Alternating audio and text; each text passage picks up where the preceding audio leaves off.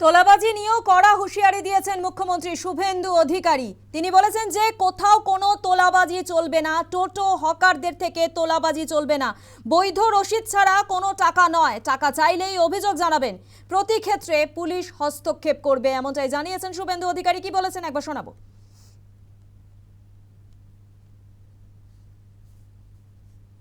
কেন্দ্র এবং রাজ্য সরকারের কোন স্কিম পেতে গিয়ে কাউকে পয়সা দিতে হয়েছে, কাট মানি দিতে হয়েছে, ঘুষ দিতে হয়েছে, সেক্ষেত্রে আমরা দুটো ইলেকট্রনিক ডকুমেন্টকে এনকারেজ করেছি।